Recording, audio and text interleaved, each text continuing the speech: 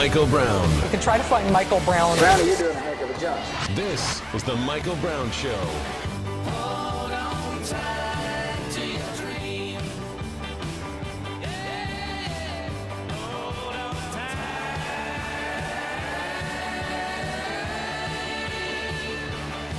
to your dream. Hey, happy Friday, everybody. Welcome to the program. It's the Hollywood and Toto segment, which means that Christian Toto has shown up once again.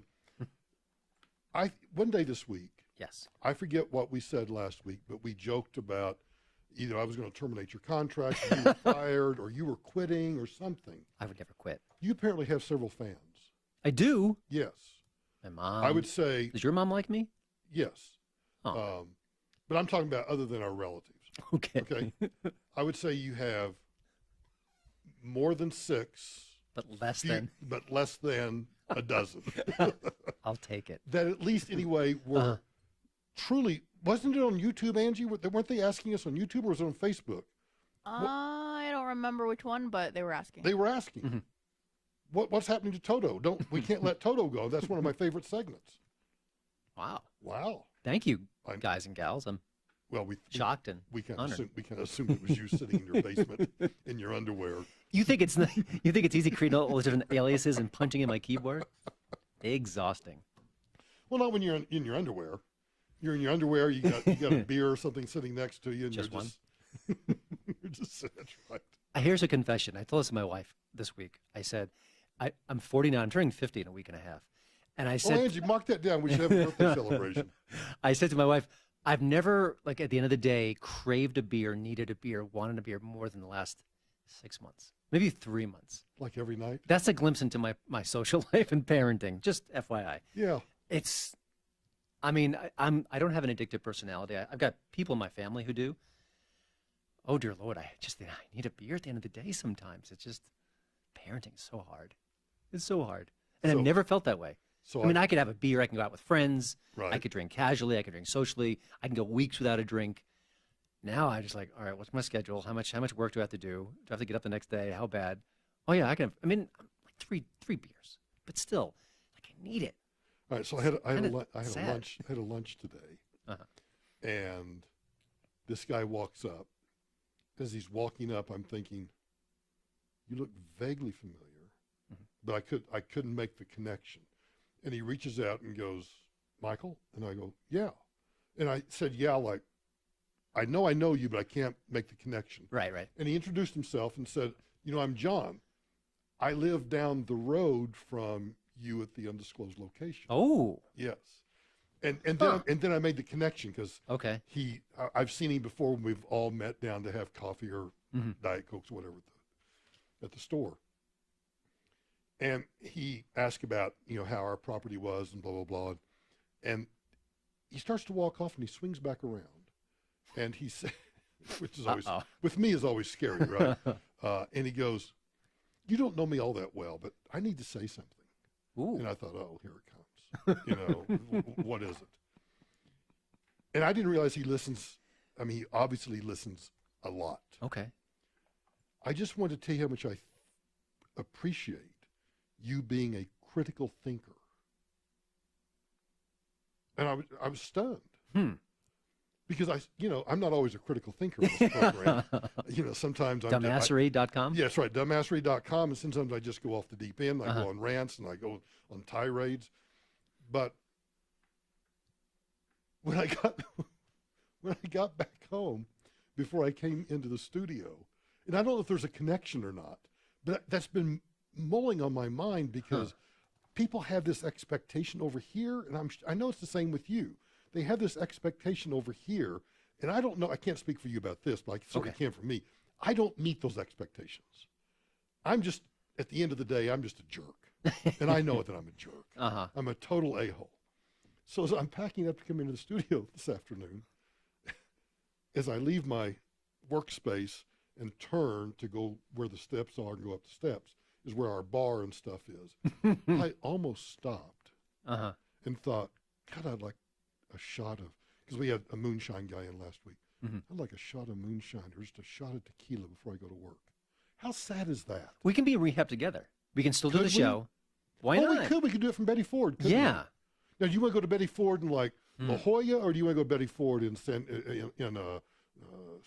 Where It's do you your, wanna go? it's your show. It's your choice. I think we ought to go to La follow. Jolla. Okay. I think temperature-wise and everything would be better. It's going to be hotter than hell. This job has driven us both to drink. It has. But hasn't it? it's parenting for me. I gotta put the blame directly where it belongs. And speaking of expectations, I thought I'd be like a really great dad. Like You are a good I'm a dad. very humble person. I don't toot my own horn. But before I became a dad, I'm like, I got this. I mean, I could like teach my kid how to throw a curveball. I have a semi-competent moral compass. I'm not a fly off the handle guy. I don't have addictions until now. It's so humbling. It's so amazing. So Isn't it? Ugh. Because you realize they're little robots of their own, and all you can do is like just kind of steer them. Yeah, But they yeah. just kind of keep going wherever. The one solace I have of late is if I make them laugh, it changes my whole day. And I do the fart jokes, and it's a Well, of gimme. It's a course, layup. right, yeah. But once in a while, I'll say something mildly funny, and Ben, And my they youngest cackle. particular, and they laugh. And I'm like, oh, I got it. Because it changes everything. Like the mood changes, the temperature in the room changes. All of a sudden, they're on my side. I've disarmed them, and it doesn't last. Who did I have the conversation with?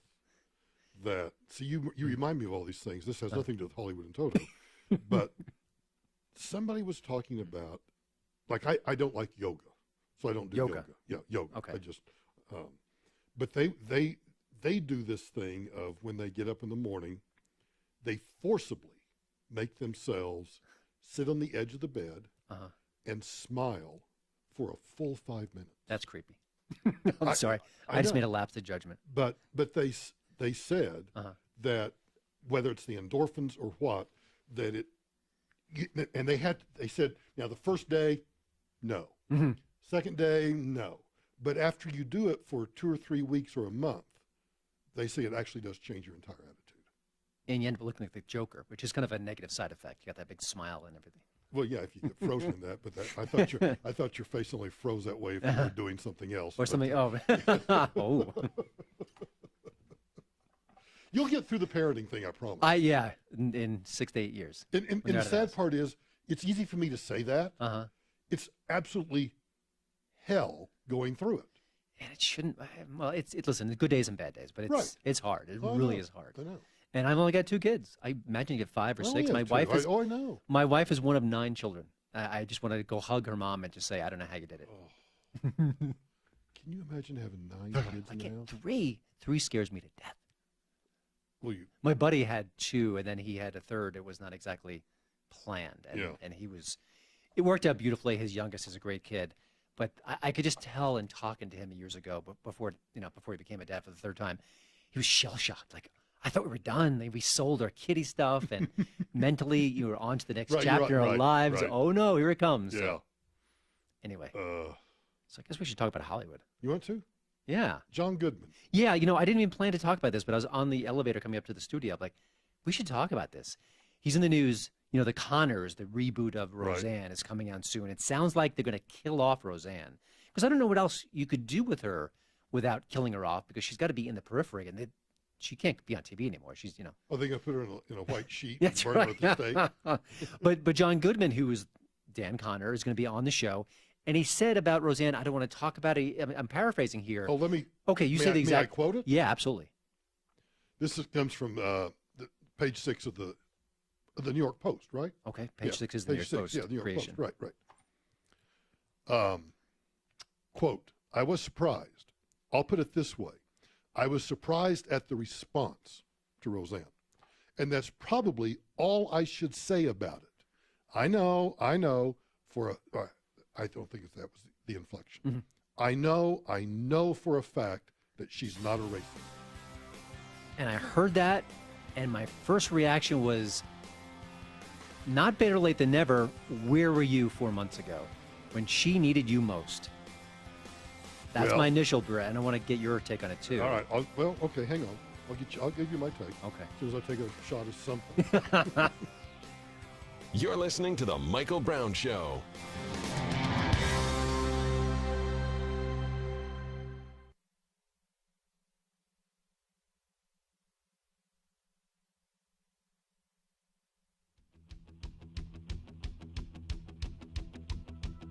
I feel feel tears welling up cold and deep inside like my heart's done a big break. And a stab of loneliness sharp and painful that I may never shake.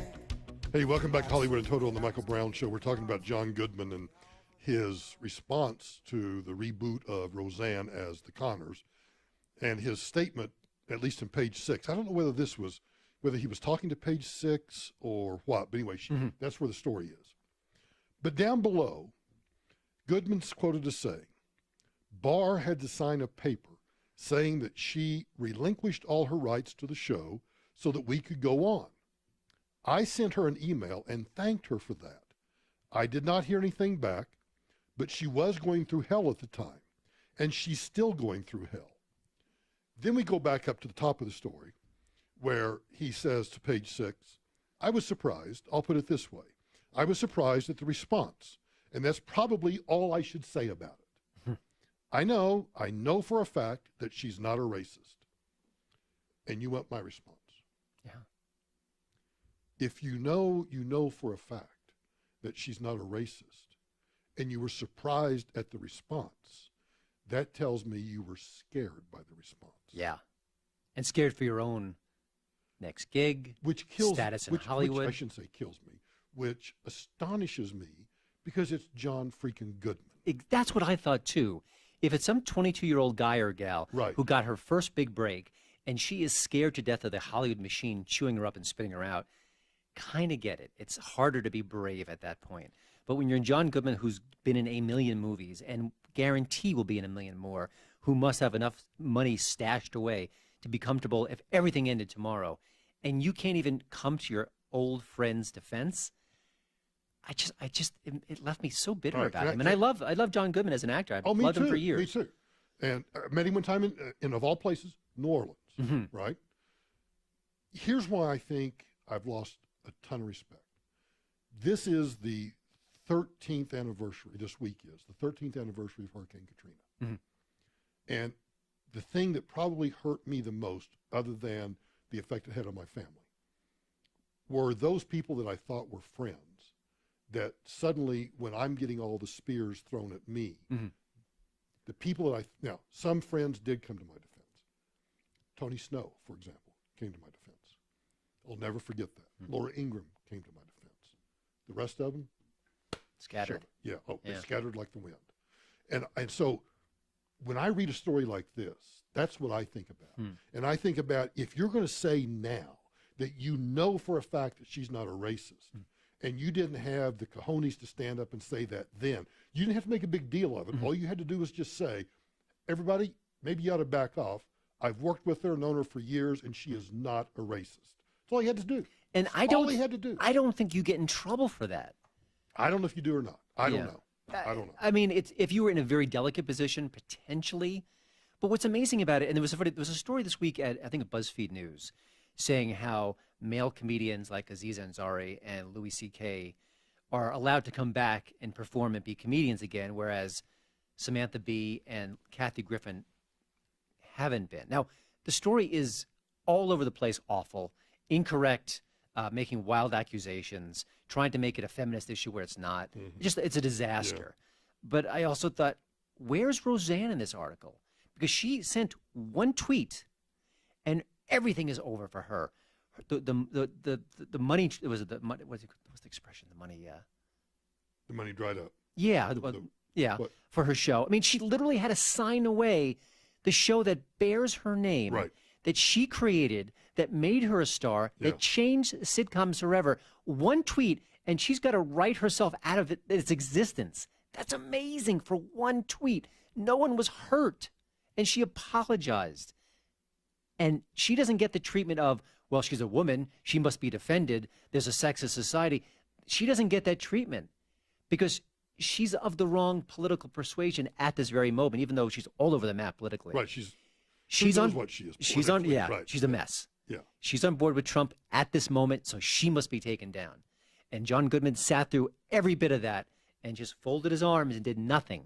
And now he says a little pipsqueak of a comment in her defense when it's all done, when the ink is dried, where she's out of Hollywood. She's not going to work again, I don't think. Right. And, I don't even think she's that talented. I think her entire talent was fueled into the show. I saw her stand up maybe 5 or 6 years ago, maybe more. She was terrible. This was her baby. This was her entire Hollywood lifeline. And she took the And high, it's done. and she took the high road. Barr tweeted her thanks to John Goodman for saying that she isn't a racist. I thank John Goodman for speaking truth about me despite facing certain peril from producers and network. Maybe she's right. Maybe that's why he did it. Maybe, I mean, just think of it that I knew this woman for X amount of years. We worked intimately together on a TV show where the hours are long, and I know she's not a racist. And if he says that, he says that, he could face blowback.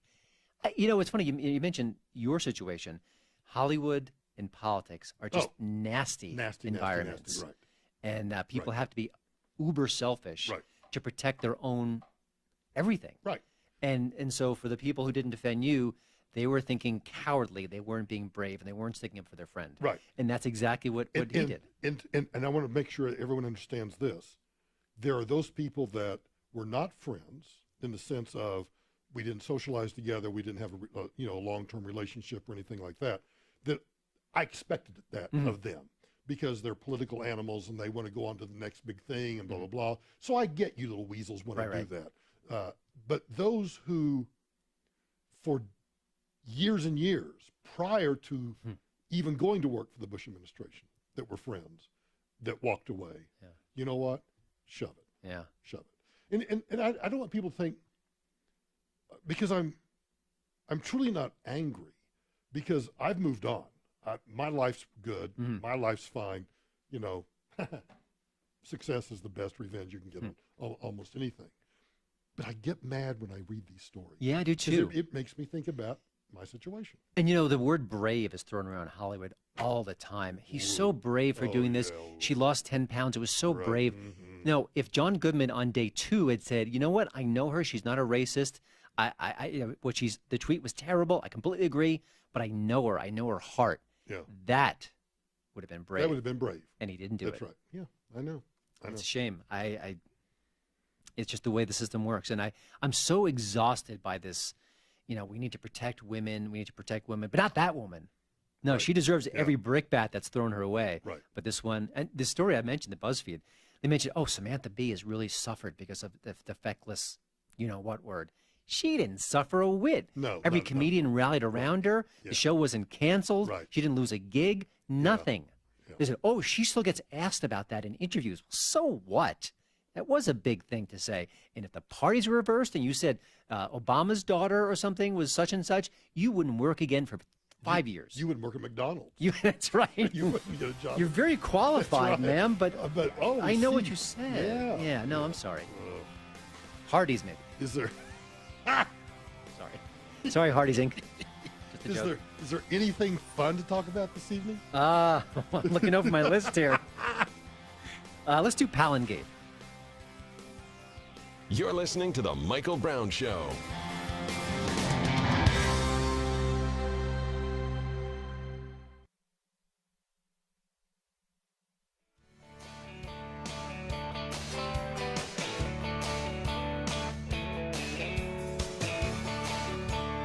It's the Hollywood and Toto segment of the Michael Brown Show. Christian Toto in the studio with us, as always, on Friday evenings. Get over to the website, hollywoodandtoto.com. And by the way, you have a follow on Twitter, too, at Hollywood and Toto. You have a story over on your website. I've kind of heard about this, but give me the details. So this is about Sarah Palin. And I don't know if we've touched on the show that much on this show before. So Sacha Baron Cohen, Borat, came out with the show Who is America for Showtime. And it was one of those ambush interview shows where he dresses up in different disguises and interviews famous people, typically political people. Right. And when the show was first... Why they fall for it, I just don't Here's a get. quick note. A friend of mine knew someone who was... they reached out to this person, this show, the Sacha Baron Cohen show, and they wanted him or her to be a guest. And he said the email outreach was fawning. So that's how they do it. They kiss up to you saying, oh, you're so wonderful. Oh, you're so this. Oh, you're so that. Would you like to be on our show? So I think that program plays to the ego of these people can't resist exactly TV camera. Yeah, and also being buttered up to. Yeah. So I think they shrewdly did that. So the show is Sacha Baron Cohen in different characters, different guises, interviewing people. He interviewed Sheriff Joe Arpaio, Bernie Sanders, a lot of different people. O.J. Simpson, pretty big get, Oh, right? yeah. Because he had some funny questions. Yes, some of the questions are rather funny. And also Sarah Palin. And I don't know if they announced, I think she might have broken the ice about it, because she said on her Facebook page, hey, I got duped. Sacha Baron Cohen got me. And she described it. She said, he dressed up like a wounded military veteran to ask me these questions. Oh, I remember this now. And the questions were very insulting and ridiculous. And eventually I stopped the interview and I went away. Yeah. And so they used that as a publicity, which was smart. Right.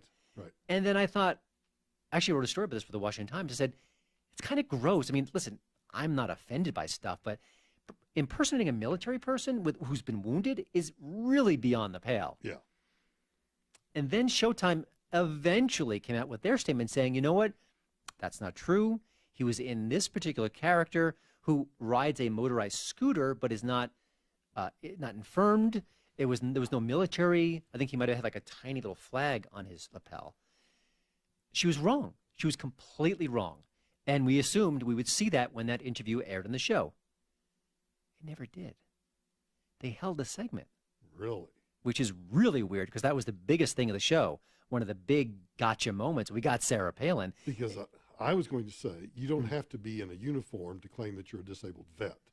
You can you can show up with your little motorized scooter and be dressed just like you and I are tonight and claim that you're a disabled vet, wear your little flag lapel pin or put on a little military pin of some sort and still pretend that you are. She indicated that's what I don't know if she said he was in a wheelchair, but she made it very clear that that's what he was impersonating.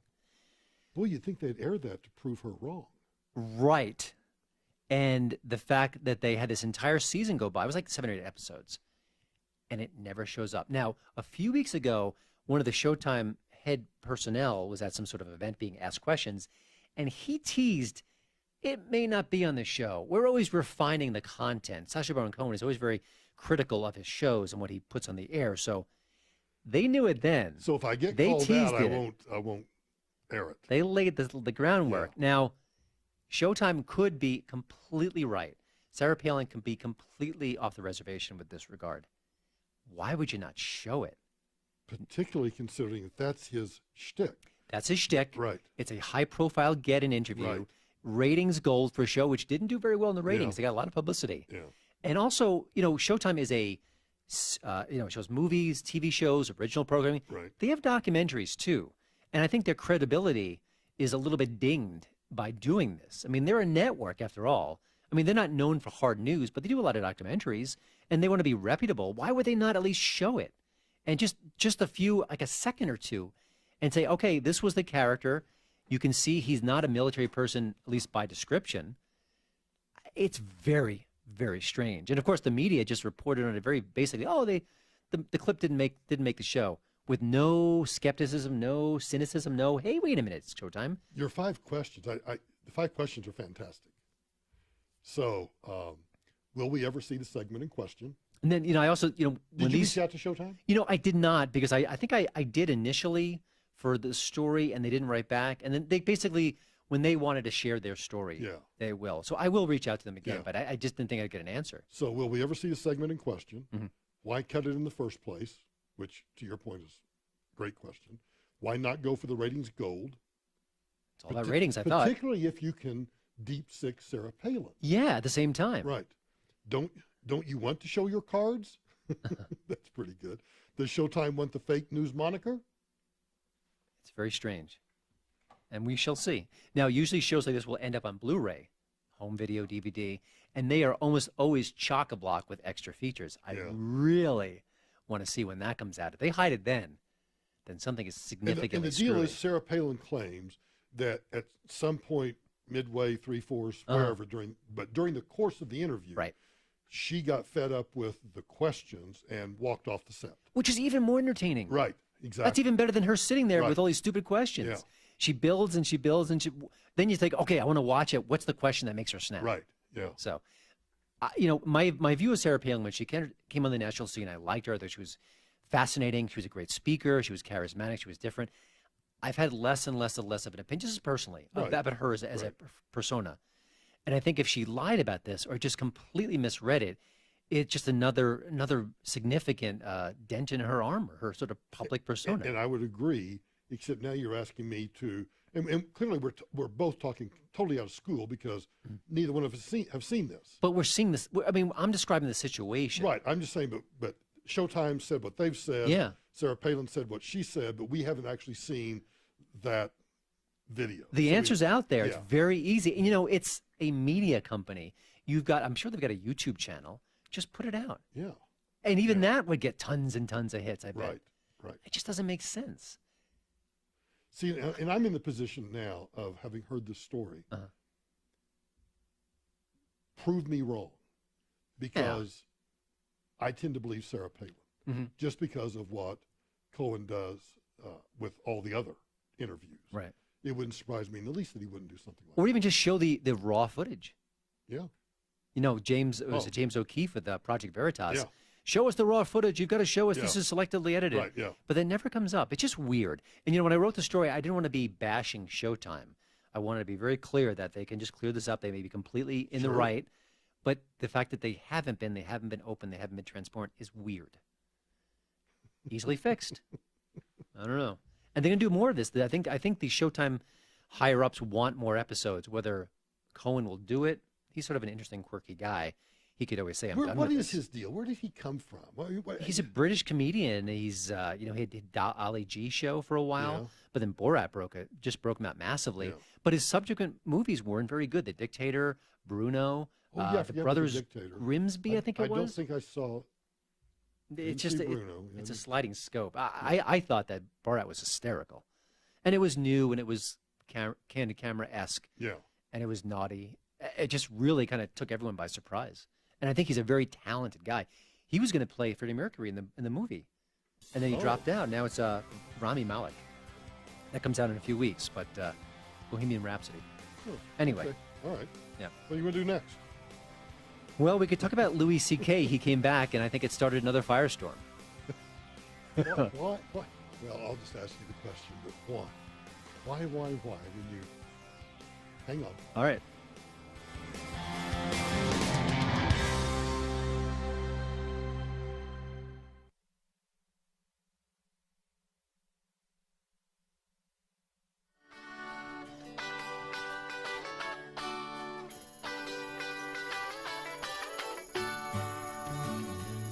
Well, it's alright.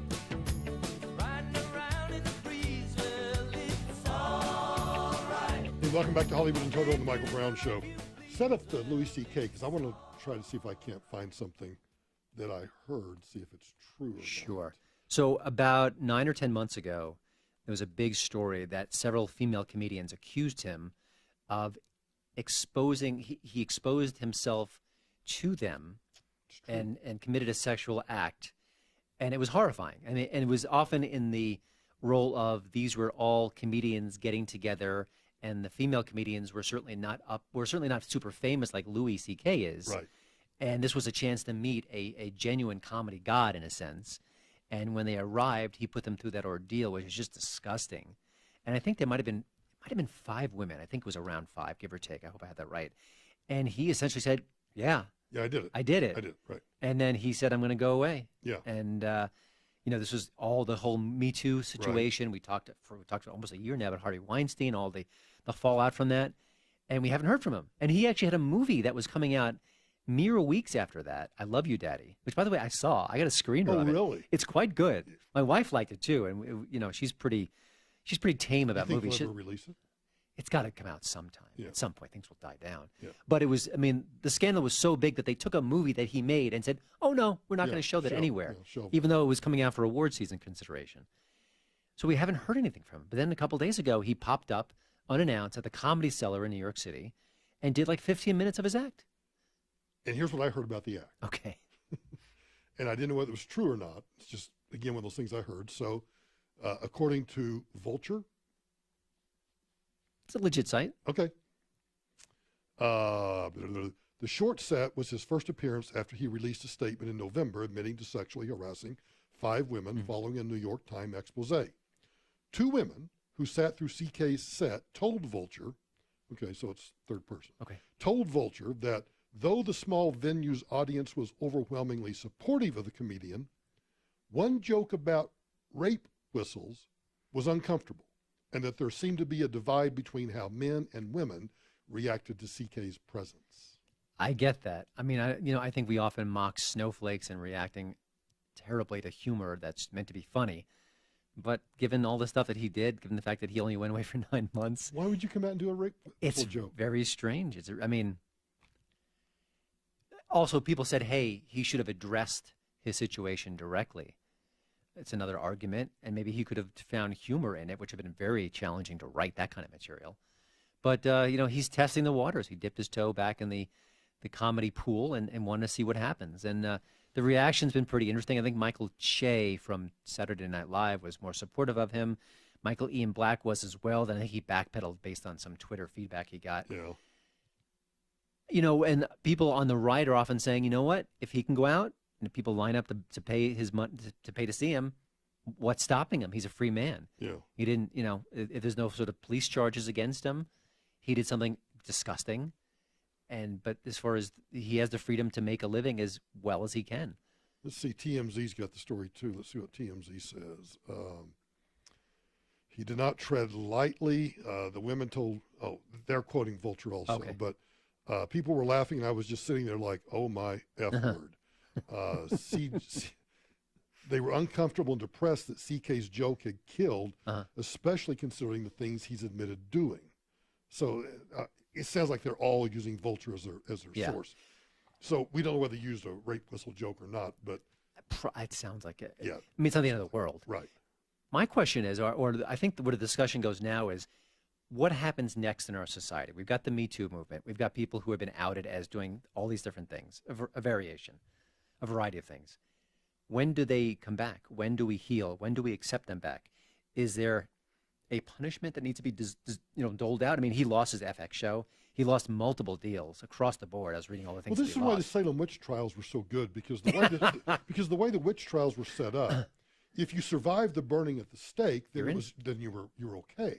So I think we need to set a standard like that. So you're pro Salem witch trial-esque. Yes, right. Okay, so if once you, for example, Rosanne, she was not able to survive this, so she got what she deserved. She was clearly a racist because she couldn't come back. You see how that logic works, right? I'm sure this will be taken out of context and applied to you at some point. You know it will. Of Round course it will. Right. Of course it will. Burn the witches. That's right. Burn them. And if they survive, great. Yeah, but I mean, it's a legit conversation that we should be having. I think ultimately it does happen organically, where if he goes out to a club and he gets booed and heckled, he's going to go away for a while. He's going to go back for a while, and he'll step back in and try it again and see when that entree can be made.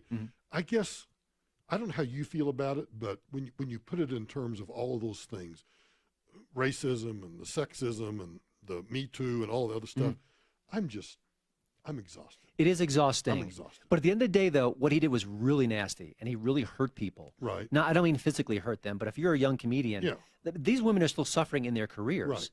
That's important to them. That's their livelihoods. And I think the fact that you almost wish he would do something tangible, that he'd go somewhere, that he'd write a massive check, that he'd go to some other land, impoverished land, and do some good, even if it looked like a PR stunt, if he did it, if he went through the paces, I guess as a public, we want to see some sort of healing, some sort of consideration, a sense that he gets it. And I think 9 or 10 months later, him popping up at a comedy club and doing shtick that doesn't address the issue, I think you walk away thinking, I don't think he gets it. I think he got caught. Or, you know what, I might disagree. I might argue that maybe if you go away for a while, but then if you come back and you put your toe in the water, but you don't make a rape whistle joke. You don't make any sort of sexual joke. Yeah. You stay away from that your first time. That would be my advice. I agree. I think he screwed up. All right. The Michael Brown Show continues after this.